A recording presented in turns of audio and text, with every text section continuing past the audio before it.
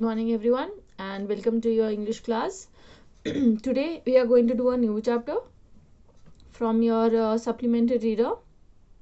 The chapter name is Chandni.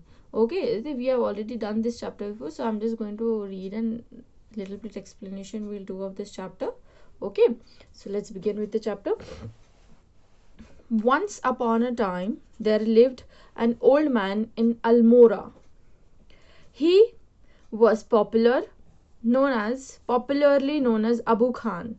Okay, there once a man lived in Almora and he was known as Abu Khan. Okay, he lived all alone except for a few goats which he always kept as pet. He had few goats which were his pets. Other than that, he had no other living human along with him. He was all alone. He gave his goats funny names such as Kalua, Mungia or Gujri. He would take them out for grazing grazing means ghas charne. Okay, during the day and talk to them as one talks to one's own children at night. He would bring them back to his little hut and put a string around the neck of each goat. What he did, he gave them funny names and grazing during he took them for grazing during the daytime, and he talked to his those goats as if he was talking to his own children, and then put him back in the string means a rope tied around their neck to keep the goats not away from running, or they do not run here and there, so he kept them under a string. Okay, poor Abu Khan was a little unlucky in the matter of his goats.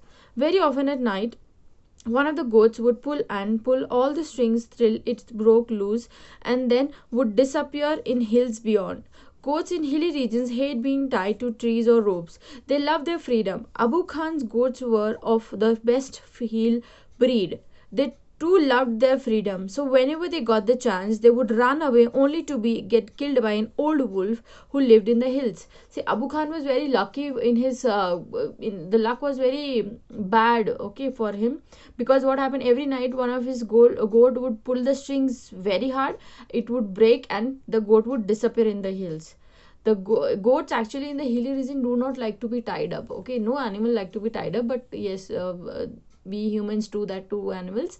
So he also did the same thing. He tied up the goats and they did not like it.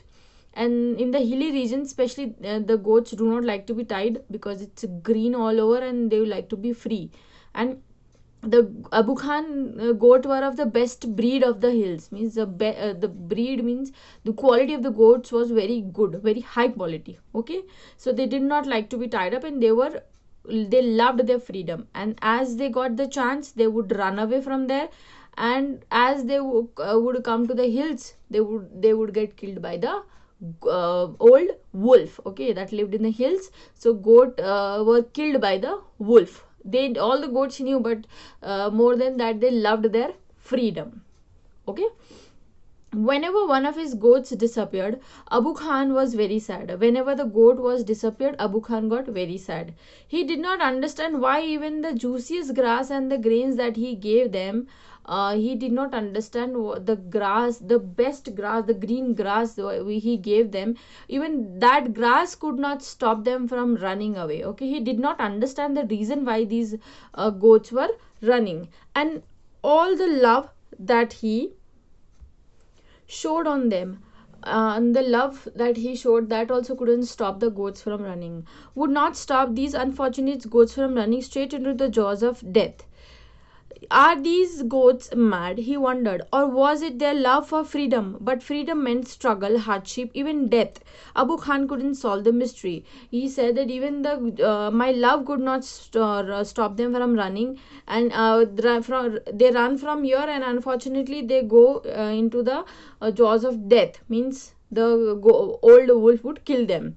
And he wondered why the freedom was so important, that they were even ready to die. Abu Khan couldn't solve this mystery. Okay, one day when all the goats had left him, Abu Khan said to himself, all the goats one day came when all the goats ran away from Abu Khan and he was left all alone. No more goats in my house ever again. I may yet live for a few more years, but I'll live without goats. He said, now I don't want any other goats. I will live maybe for more years, for few more years, but I will live alone without any goats. However, the poor old man was terribly lonely. He simply couldn't do without his pets. Very soon he bought a young goat. So he said that he will not bring any goat, but he was lonely and he was missing his pet goats. So he couldn't live without them. So very soon he bought a very young goat, very beautiful and young goat. He thought, a young goat will stay with me much longer. She will soon begin to love me, as well as food I give her every day. So he said that if I bring a young goat, she will love me, and the food that I give her, she will love that also. And she will never want to go to the hills. And he laughed with joy. And he said that I will give her so much of love that she would never want to go to the hills. She will always stay with me and never leave me. The new goat was very pretty. The new goat which he bought, the young one, was very pretty. She was white as snow. The color of the goat was white. It was white as snow, and set two little horns on her little head, and a pair of, she had two little horns, very cute little horns, and a pair of gleaming red eyes, beautiful gleaming red eyes she had a friendly temperament, and would listen to Abu Khan's tale without the loss of interest and affection. And she was so loving that she would listen to Abu Khan's tales or stories or whatever he was talking very interestingly, and without losing the interest. With very interest she used to listen. Abu Khan called her Chandni. Abu Khan gave her a name, Chandni, which means moonlight. Chandni means moonlight, Chand ki roshni. He loved Chandni and would narrate to her stories of all his friends who were dead and gone. Abu Khan loved Chandni very much, and he told her all the stories of all the pet goats that ran away and how they were killed by the old wolf. Several years passed. Chandni was still there, but Abu Khan believed that Chandni would never leave his compound for the free and fresh air of the hills beyond. A few years passed and Chandni was still there with Abu Khan, and Abu Khan was now sure that Chandni will never leave him for fresh air in the hills. She would never go beyond the hills. Alas, he was mistaken. But Abu Khan was again mistaken by thinking that Chandni would never leave him. Okay, so just go through this chapter. The rest of the part we will read in the next video. Read this chapter carefully, and if you find any problem, you can ask. Thank you.